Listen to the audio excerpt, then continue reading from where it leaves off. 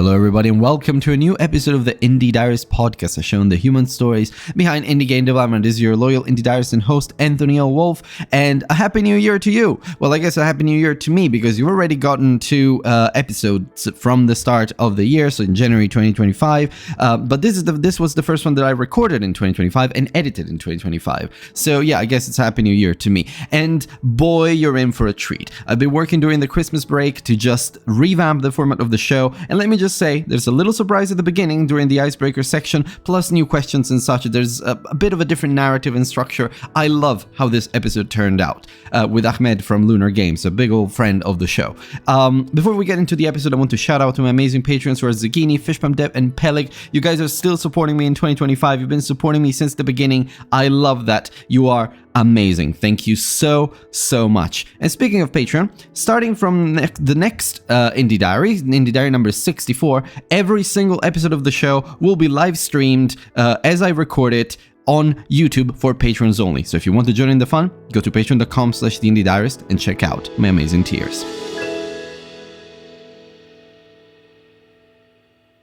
All right, hello everybody, and welcome to a new episode of the Indie Diarist podcast. Well, this is actually, for me, is the first episode of 2025. For you, it's going to be like the third, I think, because there have been some episodes from December that I published in January. But for me, it's the first episode that I record in 2025, and what a great start of the year it is. I am here with Ahmed from Lunar Games, and we've been following each other for a long time. I was telling you just earlier. I think you've been following the podcast since one of my very first screenshot Saturdays, and that was back in 2023, so over 2 years ago. So yeah, Ahmed, before we start and get into the episode, just say a few things about yourself, where you're based, what you're doing right now, and what is your current project? Well, I'm based at the moment in Kuwait, but I'm actually Iraqi, but nationality is Iraqi. And I'm working on a mystery puzzle adventure game called My Father Lied. And right now we are finishing up, just preparing to get some funding on Kickstarter to make sure that we have more language to localize into and for voice actors and so on, So at the moment, we're in the final stages to hopefully release the game on 30th of May. Yeah. Okay, great. Yeah, no, that's exciting, and the listeners can already check out your page. I've already seen it, and yeah, I mean, it sounds like a beautiful little puzzle and also narrative adventure, which a lot of people are going to enjoy. But we're going to have a chance to talk about that further into the episode. Now, it's time for something completely new that the listeners haven't seen before. For this 2025, I've changed a little bit the format of the podcast. I've changed a little bit the questions that we're going to ask. And I've also changed this beginning icebreaker section. So, I like to open these episodes with a little icebreaker, and we're going to play a little game. So I'm going to ask you, Ahmed, to respond to as many questions as you can from this list that I shared with you in advance in just, let's try 60 seconds. Let's see where we go. And maybe for the next episode, I'll go to 90, because I don't think 60 seconds are going to be enough. But let's keep it short and punchy, and let's start. 10 minutes will be enough. No, 10 minutes might not be enough. So let's try to keep the answers short. Answer as quickly as you can, and let me know when you're ready to start. Okay, let's go. Let's do this. Let's go. Okay, so we start with time, and I'm going to start the timer after I ask the first question, just to give you a little bit of buffer time. So, Perfect. What's the first game you ever fell in love with? I would say Metal Gear Solid. Okay, perfect. If you could only play one genre for the rest of your life, what would it be? Definitely adventure. Adventure, that's nice. Yeah. What's the most underrated game everyone needs to play? Many, but Echo. There's a game called Echo. Echo. Okay, never heard of that one. I'll look it up. What's your go-to gaming snack? Oh, go-to snack. Any game by Wadget Eyes. They have great stories, but the gameplay is, not perfect. But that's a nice twist on stories the are question. I amazing. wasn't expecting that. I was talking about food, but yeah, that's fine. Snacks. Yeah. I'm sorry. It's fine. It's fine. What's your guilty pleasure game? Yeah, that was actually my answer. Okay, for the guilty pleasure game. Okay. Let me just stop that one right now. This is fun though. I love it. So I'm gonna do it for more episodes. Okay. Definitely, I guess I'll give you maybe 20 more seconds. So let's go back to the gaming snack question if you want. Yeah, sure. Let's go. It's a snack, like a chip snack. It's called Munches. Munches. Okay. Yeah, right. I'll look into that too, I guess. If you could be any game characters for a day, who would you be? Oh, Kratos, I guess. Most people will say Kratos. Okay. And now pitch your game in 10 seconds or less. Oh, okay. My Father Lied is a mystery puzzle game that follows a daughter's search for the secret behind her father's 20 years disappearance. Okay, and we're at time. Great. So we skipped 2 questions. We weren't able to cover 2 questions. So maybe for the next episode, I'll do 90 seconds instead. The other question was pineapple on pizza, yes or no, which I feel like is a big test for me as an Italian. I will. Honestly, I don't prefer them, but sometimes I'm forced to eat them. You're forced to eat them, okay? Yeah, because my wife loves them, so... All right, great. Okay, well then, I guess we do that. My girlfriend likes it too, so I think I have to kind of compromise on that. Yeah. All right, well, Ahmed, it's been a lovely start. I love this, and it's very fun, very dynamic. Yeah. So I think I'm going to keep it for the next episodes. Right, definitely you should. Yeah. Now that we kind of broken the ice here, let's talk a little bit about your story. So I have, as part of this little reformatting of the podcast, I've now structured each episode in chapters, much like a little book. So let's start from the origins, which is going to be chapter 1. So what? Some of the questions will be familiar to the listeners and to you if you've listened to other episodes. But the first one I want to ask you is, what is your earliest or fondest memory that has to do with video games? Okay. Well, I would say Super Mario, maybe. Yeah, most probably Super Mario. Okay. Yeah, I remember like gathering with my neighbors' kids when my parents first bought me a Nintendo, and we used to gather and try to, and every time someone dies, we just exchange control, and sometimes we fight over the control, and it was really nice memories. So I would say Super Mario was my Super Mario Bros. 2, I think it was my earliest gaming fun memory. Okay. Yeah. I love that, and like personally, one of my first memories was playing Spyro the Dragon with my dad. Who still remembers that the night of the day he played Spyro for the first time, he had a nightmare. Well, not a nightmare, but a dream where he was just flying on top of Spyro, like riding Spyro in one of the flying levels. And since then, he said, "Nope, no more games for me." For some reason, he got very scared. I don't know. And do you think? Those early games that you played and Super Mario as well, do you think they're influencing the experiences you're creating for players now? Honestly, no. I mean, like I said, when you asked me which is, when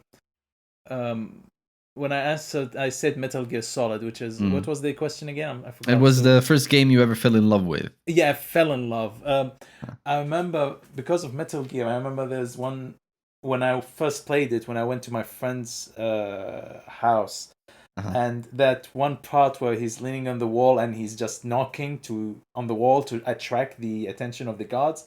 I remember at that moment, I was 13 maybe, like all the lights lit up in my brain. I realized there is so much potential in video games. When I saw this moment, I realized, video games now have bigger potential than just scrolling around and jumping on platforms, So I would say, but for My Father Lied, I would say the games that influenced me wouldn't be the early ones, not the earlier ones. I would say the games that came afterwards, like Myst and later on games like The Room, Riven, Myst 2, I think, and Myst 3, and these kind of games, like the games that have stories and you can and even Resident Evil, also these, and Silent Hill, these kind of games that not only you just go through the story, but when you find letters and missing pieces and try to connect the story together, the player connect the story together. That's when I thought, oh yeah, that's something I wish to create. That's an experience I wish to create. Yeah. Oh, that's nice. Yeah, and I mean, I guess I always make this example. But one of the games that I ever fell in love with. Well, I fell in love with a lot of games in my childhood. Well, one of the first ones that made me realize the real storytelling potential of games was To the Moon, the indie game Oh by yeah. Kangao. Oh yeah. That's When I I played, was talking about this game with my wife yesterday. yeah, Like, because I was watching a movie called Moon Man. It's a Chinese Uh-huh. movie, 2022, and I watched it many times. It's a really beautiful movie, and has some bittersweet moments. So I told my wife, there's another like story. It's called To the Moon, and I actually downloaded it yesterday, and we're supposed to start it this week to show her the story. Good. Yes. Yeah, I love that. yeah, I don't know it if was you've ever amazing. shown. I don't know if Yeah. you've ever shown To the Moon to someone else, but I played it with my sister. It was my little sister, and it was just. It's an incredible experience when when you've already played it and you see someone else play it. It's just a Yeah. beautiful little story to share together, especially with someone that is dear to you. So yeah, it's. I've never done that, so it's gonna be my first time. Oh well, playing then it. just let me know how it goes. Definitely. Let me know how it goes. Yeah. Definitely. Yeah. And yeah. So and when did you realize that you wanted to make games? Like, was there a aha moment when you just woke up and were like, oh yeah? Honestly, it wasn't like that. I came from a writing background. I'm actually a published writer at first. I have some books on Amazon, and I did this comic book which has only 3 chapters, and I went to also start to compete in screenplay competitions, and I won a lot, many award and games screenplay awards. While I'm doing that, I was contacted by a friend who wants to make a video game, and he asked me to do a story like for a game, and I started to do research and everything, and then I gave him the story, and everything became like incredibly, like, we start together and everything, and the story, I really love the story, which is the one I'm doing right now. My Father Lied. At the time, I didn't have a title for it, so we just started to think about it. But they did the big mistake every every game developer, starting game developer, do is they want to do a big triple A game instead of scope creep. Yeah, and I remember, like, I just wanted to do like a simple puzzle game. If you want to do some adding some small action parts, is fine, just don't do bigger than that. Yeah. But they kept pushing it until they say, okay, how about this, we pitch this to an investor, they can give us $200,000. And when they said that, I realized they don't know what they're talking about, and I kept pushing against that. So eventually everyone disassembled, and I went back to being a writer. I published a horror Lovecraftian horror book. It's on Amazon called Harvest Nights. It's it's well received, I would say. But I really loved the story. I couldn't let it go. So I thought, okay, how hard it can be. Maybe I can. Well, it was still your story, wasn't it? So, yeah. Yeah, it was. So I thought, okay, let me see if I can do learn 3D and how hard it can be. And the answer is extremely hard. Yeah. Well, that's a nice story that you shared right there, because it shows that yes, sometimes you have big dreams, but sometimes your ambitions catch up to your dreams, and sometimes that becomes too big, and it becomes a little bit unwieldy. And a lot of like small teams have the same issue. A lot of solo developers have the same issue too, where they maybe have this huge idea for a game and they can't contain it. Like, they can't really cut down to the essentials, what makes the game unique and what makes the game like a very self-contained experience.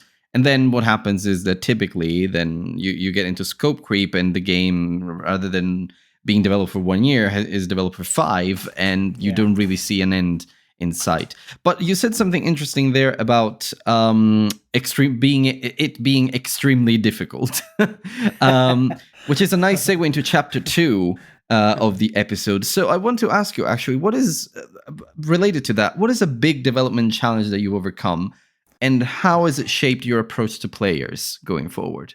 I would say first of all, learning how to do 3D. I use Blender. Uh-huh. I've been dabbling with Blender every once in a while because I was interested and heard there's this free app. So I remember a long time ago I tried it. I did the donut thing. Every Yeah, Blender, everybody yeah, does it that. starts I've with a done that too. donut. So I did that, yeah, and okay, but I didn't continue. So every once in a while I just go back and forth to it. But this time I say, okay, let me stick to it. So I started to like, okay, I want to make a door, so I do a door. And so every time I watch a tutorial, and that's the hard part, because YouTube tutorials sometimes are annoying. I'm really glad they do that, but every once in a while you have this, yeah, like I just want to learn a specific thing, and they Mm-hmm. keep on talking about their life. Uh, I'm sorry, they just want to make the video long. It could be like a 1 minute video, but I'll end up watching like 10 minutes, and yeah. so it's really frustrating every once in a Yeah. while. Like a Yeah, this 10-minute is video stuff. for Yeah, learning a very quick trick. yeah, and I'm honestly I'm not like at first I wasn't because I'm thinking, okay, I do 3D, but then what? How can I? What's next? I don't know how to do 3D. How do I put to the in the engine and everything? Um, and honestly, at first I was gonna do it as an on RPG Maker, the game. At Uh-huh. first I Okay. thought about that, um, but also I know that Unreal Engine have the blueprint thing. I'm not a programmer, so I thought I give it a try. I took this Udemy course because I want to avoid the YouTube extra. I wanted Yeah. something direct, so I went. So this time I paid Udemy, and I learned a course. I forgot by who. I wish to give him a shout out, but anyhow, it was good. Like it gave me the basics, but it's nothing like the game I'm making right now because No, of course. I had Never this. is. Yeah, I had this idea because I don't know if you played the demo or saw the trailer, but it is entirely made by 360-degree images. There is no 3D in the game. Mm. Like you can look around everything and and I did it this way so it can look good, but Mm-hmm. also it plays well on low spec computers. Because I was thinking about people from my country, Iraq. Not everyone have a good high end computer. So I want to do something that can play well and look good on low end computer. And Mm-hmm. there's no tutorial for that. Like, how do you do a 360-degree? How can you make a full game just using images on Uh-huh. Unreal Engine? So I have to invent a way. Yeah. like I was taking like something small part from one tutorial and another part from another tutorial, and mix it up, and eventually came Mix it out up, yeah. with yeah. Eventually, I did this formula, which Mm. works actually. It looks like a classic type of game, like Mm. old, like Myst and Dracula, the one on PS1. I don't know if you played this one. Yeah. Yeah. So yeah. Um, Right. I guess I answered that question. Yeah. No, it's was a really interesting insight into like your process and your journey into Well, becoming a these game are developer as well. Your current yeah, these project, are yeah. my weak. I worked on my weaknesses because Uh-huh. my strength is storytelling. I know how to Uh-huh. write a story. How to plan these things. I know composing. You can see my keyboard here, which I connect in the Yes. computer. My weakness was 3D modeling and the of course using an engine. So I Mm-hmm. just worked on those, and the rest became Yeah, and simple, the rest, easy. like, yeah, kind of integrate itself. Okay. Yeah, well, Yeah. I mean, you said that. I mean, obviously, my father lied. The story you mentioned that it's Yeah. very dear to you. You came back to it after letting it go for a while. So, what Yeah. makes it so dear to you? And I guess now is the time, if you want, to talk a little bit more about the project in more depth, because we've pitched it in 10 seconds or less. But maybe you can Yeah. say a few things extra about it. um. Yeah. Well, I want when you write any book or any story, it's like having a child. Uh Honestly, huh. it's like having a child. You love them, especially if you put too much work into it. And because I really love Mesopotamian history. I love Uh history in huh. general, especially ancient history. But uh, I was really attracted to Mesopotamia in so many ways. So when I created a story inspired by that region, I immediately became in love with that story. And when I left it, and I thought, okay, this game will never be made at first. But with time, I thought it should be made. There isn't a lot of positive story, let's say, related Mm-hmm. to our region. So I want to do I really want to tell the story. And when I get excited of a story, I really want to make it. I just don't want to avoid cast it away. So I almost gave up on it. Even when I started to learn 3D modeling and everything, it was really tough. There are so many days my wife is witness to that, where I think that's it. I don't want to do it anymore. Just cast it, and then I get back to it, and my like I don't know, like I get rage quit, and then I come back to it again, like nothing had happened. But when you have a story like that, like keeps attracting you, that's when you have something. So that's why I came back to it. And it's called My Father Lied. I didn't actually have a title for it at first. I just started to think about the characters and everything, and I wanted to create a place where it's a secret place where things like there's something that is supernatural happening there, but it could be explained by science or something like that. And it's happening in a secret facility, and with secrets comes lies. You cannot keep secrets without lying. So slowly, that's how the title came to being. My Father Lied. So I started to think of the character, and because I wanted to have a catchy title, My Father Lied. It's a really catchy title. I like it. Yeah. So I started to think about the characters. What is the inciting event that brought the character there, and then what kind of character it should be. And I was thinking, okay, it should be someone who can teach the player about the history at the same time, someone you can feel for. So she's someone who lost her father for 20 years. Suddenly, he reappears somehow dead after 20 years. What happened? So that's the story. And it slowly started to expand and expand. And eventually, when you think about the puzzles and the people of the place and like that, I mean, the research eventually dictated this story. Like when I started to research the Mesopotamian stuff and history and like this, eventually, okay, I know what I'm doing right now, and that's how it's great. Yeah. I think the narrative design is an art. As a writer, I know it myself. Okay. Like narrative design is an art. Just marrying up those mechanics and puzzles and in-game experiences with the story and making it work. It sounds like you're doing an amazing job there, which is really good. And just out of curiosity, have you had like the chance to run playtests for your game yet? Well, it's not fully, let's say, not fully done. Like the 3D models are all done. I'm still like the Lego parts are done. I'm just doing everything. So I'm just assembling. So I'm testing all the areas, the puzzle areas right now, and so far they're doing well. There's one puzzle area which is very complicated. I had some bugs in it, but I know it's solvable. Okay. Like the demo right now, the one on Steam, the first demo I placed had some bugs. And I think the third one now is bug free, hopefully. Okay. Hopefully. Well, to be honest, right now I haven't seen anyone complain about any bugs from players on YouTube.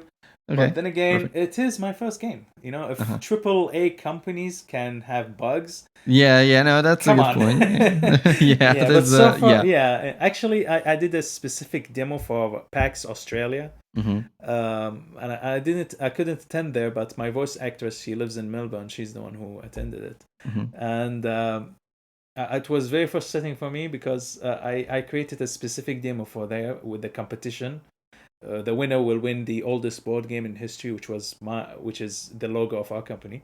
And I remember because the time difference, she has to start, and I wake up to hear the news. And when I woke up, she told me there's so many bugs. Many times people have to restart the game, but they had fun with it. But it didn't happen. Good. Not with every player, but it happened. But I remember, it felt really bad, Yeah, I mean, that ties well into the next question. Like, I'll do it this way. What's the weirdest or most surprising piece of feedback that you received from a player so far?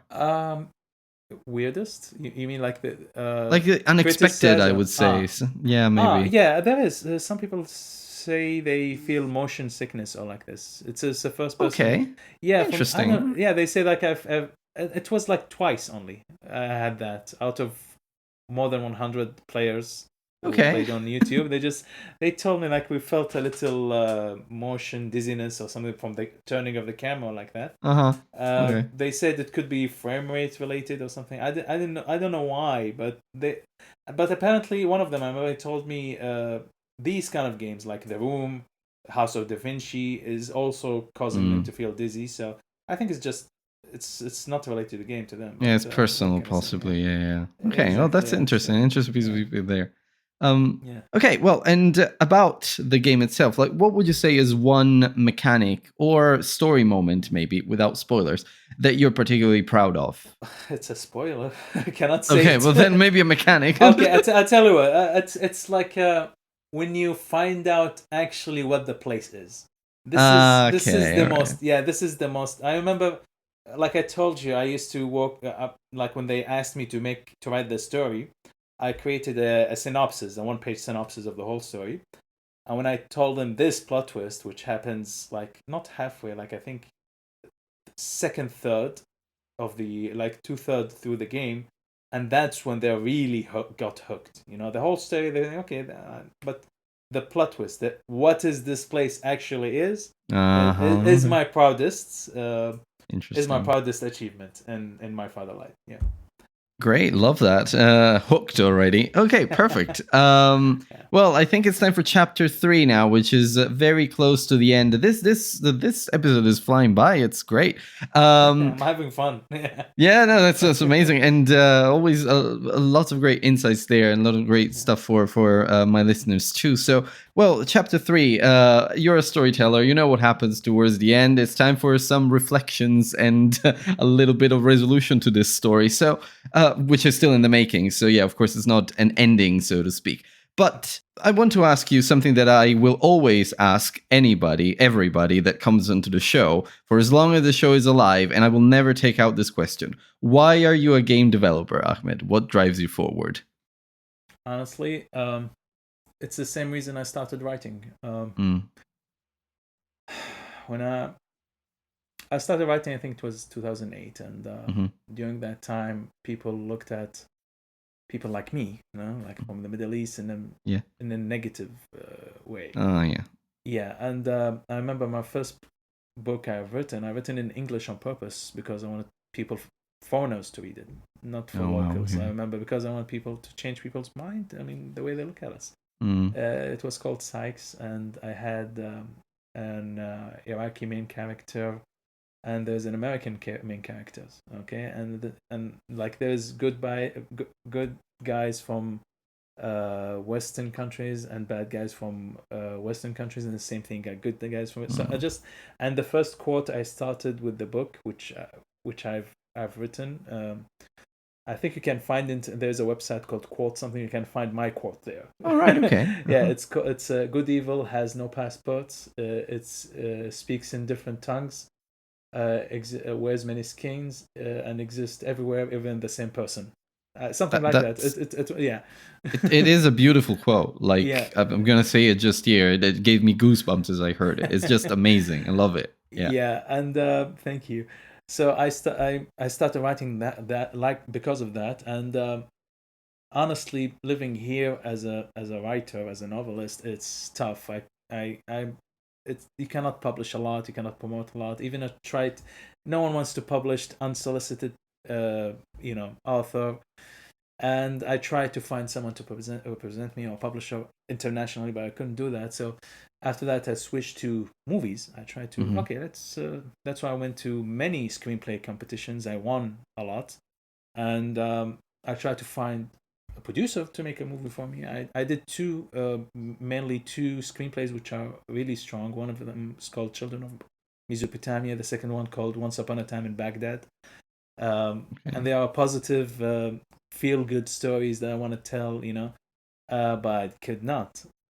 But then video game development came in, and I think it's more possible because you cannot find funding for movie making. But if you want to make a game, all you need is this. Just computer screen, and that's all. That's all you need. So it was more possible. So honestly, I love telling stories. That's one of the reasons. But I also want to share something positive from and beautiful from our country, because Iraq is the oldest story known in human history was found in Iraq, like the Epic of Gilgamesh, which is Of course. a beautiful story. The oldest known author is called in Hidwana, a woman from also Iraq. So yeah, I just want to. That's why I'm pushing it, because I The want cradle of humanity, you would call it. I want to do something positive for everyone. To it's not just for us, even for them. Hopefully, if I can get one person to feel good playing my game, then I did my job. Then I did something good here. So hopefully that's what I can do. Well, and in the context of that, then it's a nice segue into my next question, which is, what has been the toughest part of your journey so far, do you think? As a game developer specifically, but you can go wider. I would say balancing two lives at the same time. Yes. I'm more than two lives. I mean, I'm a dentist. Actually. Oh wow! Yeah. Yeah. Plot twist. Yeah, exactly. Yeah. Towards the end. Yeah. I'm a dentist, and I work 6 days a week. I only have Friday, which I use to meet family. So I work 6 days a week and develop a game at the same time. It's not easy, and that's the biggest challenge. And of course, other than learning how to do a game, that was my biggest challenge. And of course, the second challenge is every game developer is the marketing. Getting the word out. It's very difficult to do that. Sometimes it's fun, to experiment every once in a while, but it's really tough, especially when you are not from there. Like if I was in the US or Europe, there are so many game events, game festivals, but also the region where I live is also another challenge. There are not so many gaming events here. They did once like 3 years ago, and it stopped. They didn't do it again, and yeah. So the marketing, I would say, is one of the toughest thing that a game developer, any game developer, just me, would go through. I would say that. Okay. Yeah. And well, one last question for you, Ahmed, and then we are done with the episode. These episodes are called Indie Diaries. So imagine if this were one diary entry of yours, or your last diary entry. What is one message you would leave for players or other devs? I'll leave the choice to you. That's a tough one. Let's see. Honestly, I would say two messages: be patient and never give up. You could be the best game developer out there, but no one would know that because you are too lazy to do the job. Yeah, exactly. Yeah. Okay, no, love that. Okay, well, I guess it's time. It's been a lovely episode with you, and I don't know if it's because you're a writer and a fellow storyteller, but these questions worked really well, and I think I'm going to keep them, maybe refine them a little bit here and there, but I think they worked really well. This was a nice little experiment. Thank you for agreeing to the first icebreaker in the Indie Diarist history, the first speed dating segment, I would say. I loved it, honestly. I loved it. It was fun. Yeah. I'll keep testing and refining it with further guests, but it was super fun. And I guess it's time for the epilogue now, of course. We're at the end. This is some parting words. Where can other people find you? And if they do, what is the best way to support you? Well, you can find me on Twitter, Lunar Games, Uruk. You can find me in Blue Sky also, Lunar Games Uruk also. Instagram, Lunar Games Sumeria. I'm using different ancient cities from it's interesting. I can see a theme there. Yeah, and there's Lunar Games Babylon on YouTube. On Discord, Lunar Games Acad, I think. If you go to my on YouTube and check my about, I think you find all the links over there, and you can support me by two ways. First of all, you can wishlist, of course, and try the demo. I'm always open to any suggestions. If you have any any comments about my demo, I would really appreciate them. And the second thing, I have a Kickstarter coming on the 11th of February. We're trying to secure funds for voice actors and localization, and for the artists. So hopefully, it would help us accomplish that, to ensure that My Fatherland will be more refined and look much better, and hopefully everyone loved it. So please help us, realize this game. So. Yeah, no, that's great. And of course, I'll have all of these links in the description of the episode so people can check you out, and they can check the different channels named after. Thank you so much. All the all the different cities. But on the topic of different cities, I think we can close this episode with a bit of a sweet note. Clearly, your love for Mesopotamian culture and also the Middle East, it just comes through. So is there one last thing that you want to say before we wrap up the episode around that, around awareness and whatnot? I would say to everyone to keep an open mind, and honestly, if you just check out the people who are coming to Mesopotamia, I'm pretty sure all the negative things you hear about about the region in general, the Middle East, will be washed away. If you can see all the YouTuber travelers coming to our country, they really enjoy it there, and they really love the history, the people, the food. Food. Yes. So yeah, definitely the food. I mean, you are not seeing my bottom half, but I have a big gut right now because of food. I'm trying to keep the camera up to look good. But you enjoy the food as well, maybe. Yeah. All right. Well, thank you, Ahmed. It's been a pleasure having you on the show, and I wish you the best of luck with My Fatherland. Can't wait for it to come out because I'm very interested in the story now. So yeah, I will just check it out myself. Thank you. Thank you so much. Thank you for having me. All right, my friends, and that's a wrap on another episode of the Indie Diarist podcast, another beautiful indie diary with Ahmed from Lunar Games. Please check out his game, support him using the links in the description, and I wish him the best of luck. Thank you so much for coming to the show. It was a beautiful episode, really, really lovely one. The new questions, I think they worked really well, and I had a lot of fun with the icebreaker segment as well. So listeners, if you enjoyed the icebreaker segment, let me know. You can find me on Discord, in the Discord server. You can find me on Threads and Blue Sky, Twitter as well, but I don't use it as much these days for pretty obvious reasons. If you're part of this community, you'll know why. Just reach out. Let me know if you like the new format, if you like the new the new questions and such, and especially the icebreaker section. I'm thinking I could either make it longer, I could split it into two and maybe have half of it at the beginning, half of it towards the end.